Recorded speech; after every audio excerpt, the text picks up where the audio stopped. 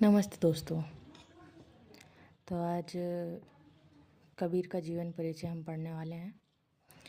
तो कबीर का जीवन परिचय देख लेते हैं।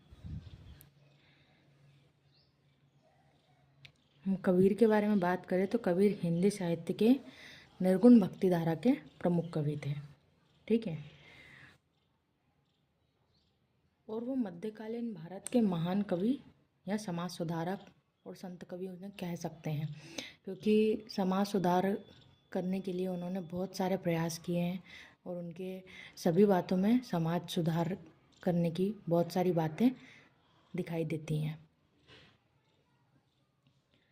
कबीर का जीवन रहस्यमय और किंवदंतियों से घिरा हुआ था।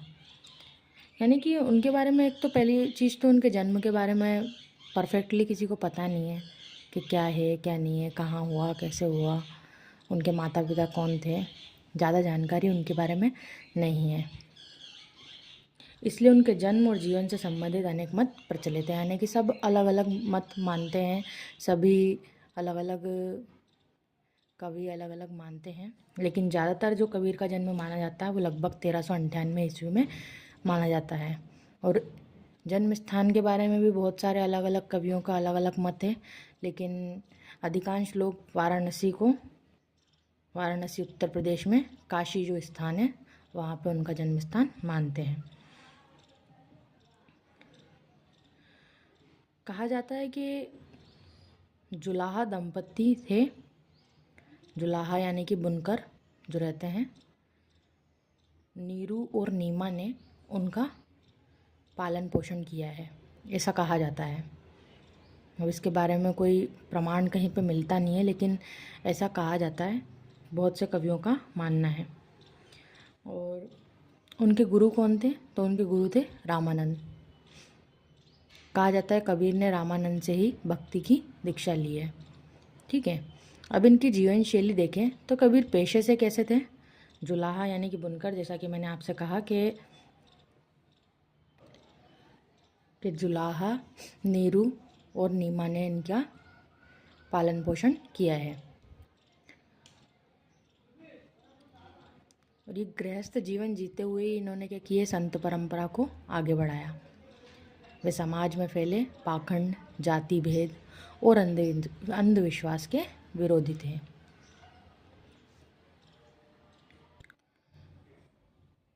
अब इनकी मृत्यु के बारे में बात करें तो इनके मृत्यु का समय लगभग माना जाता है 1518 ईस्वी में। मृत्यु स्थान बताया जाता है मगहर, उत्तर प्रदेश में। ठीक है। अब इनके कबीर के काव्य की विशेषताएं देख लेते हैं। तो निर्गुण भक्ति। तो कबीर ईश्वर को कैसे मानते थे? निराकार और सर्वव्यापी मानते थे।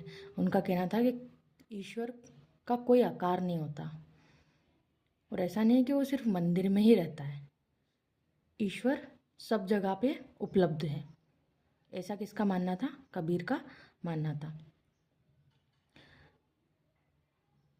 दूसरा देखते हैं सामाजिक सुधार की भावना।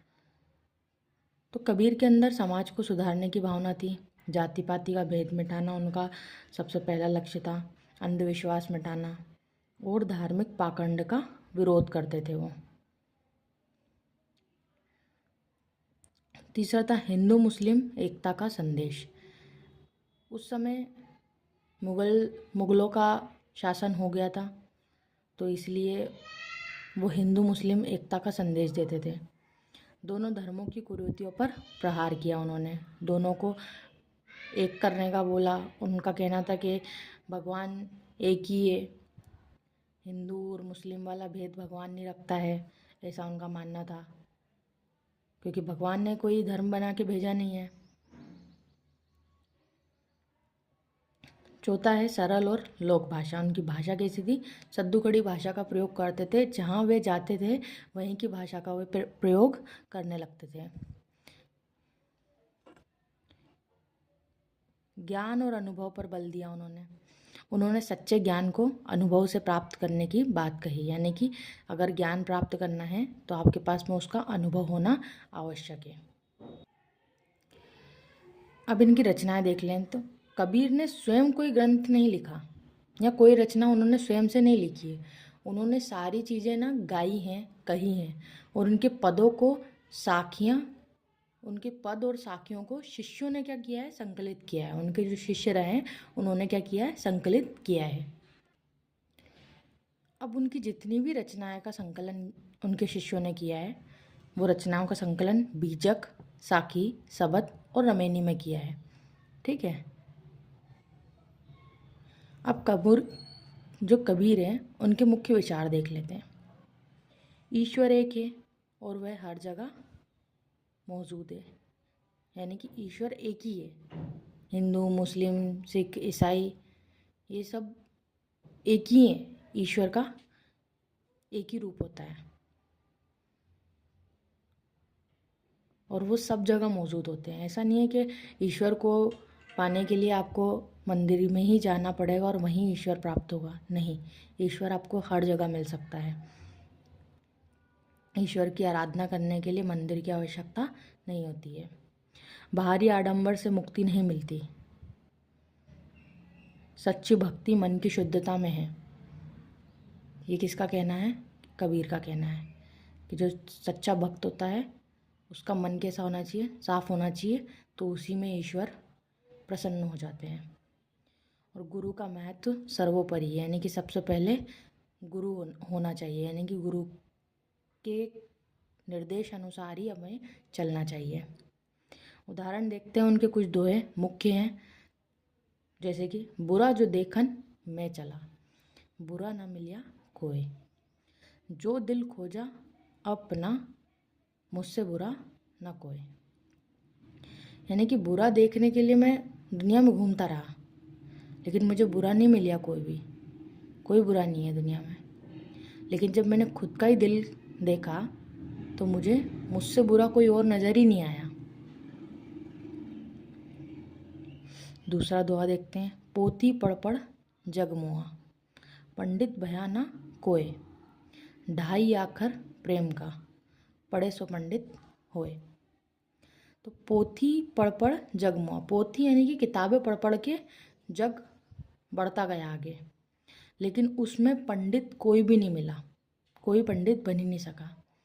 लेकिन ढाई अक्षर है प्रेम के, जो उनको पढ़ लेता है वही क्या होता है? पंडित हो जाता है। यानी कि प्रेम अर्थात ऐसा, प्रेम का मतलब वही नहीं होता। प्रेम ये होता है कि आप किसी से बहुत अच्छे से बात कर रहे हैं, अपनी वाणी में मिठास ला रहे हैं, प्रेम से बात करना,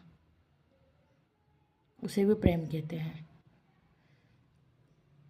तीसरा देखते हैं। गुरु गोविंद दो खड़े, काके लागू पाए, बलिहारी गुरु आपनो, गोविंद दियो बताए। कबीर कहते हैं कि गुरु और गोविंद दोनों खड़े हैं, अब किसके पाँव लगूं? पर बलिहारी गुरु आपने, गोविंद दियो बताए।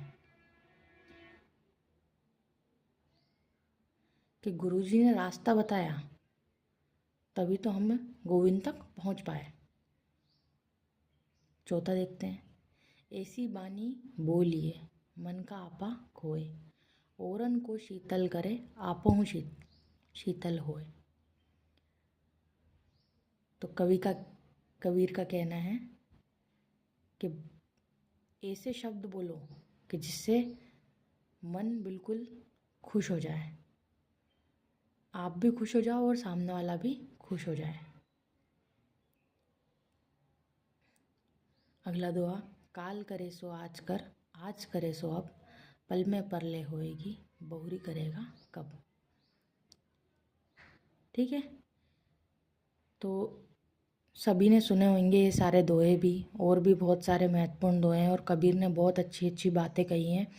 तो सारी उनकी जितना भी है रचनाएं उन्होंने की हैं, उनके सारे संकलन उनके शिष्यों ने किए हैं।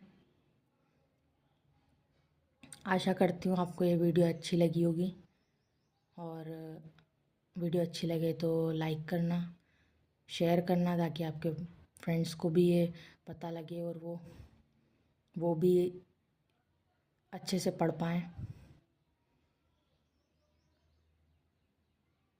और चैनल को सब्सक्राइब करना ना भूलें, ताकि आपको और ऐसी वीडियो जल्दी से जल्दी मिल पाए। और कमेंट करें मुझे, अगर आपको अर्जेंट में कोई सी वीडियो चाहिए हो या कोई सा ऐसा टॉपिक जो आपको समझ में नहीं आ रहा हो, तो आप मुझे कमेंट करके बता सकते हैं, ताकि मैं आपके लिए उस पर भी वीडियो बना सकूं। धन्यवाद दोस्तों, अच्छे से पढ़ाई करिए। फिर मिलेंगे दूसरी वीडियो के साथ।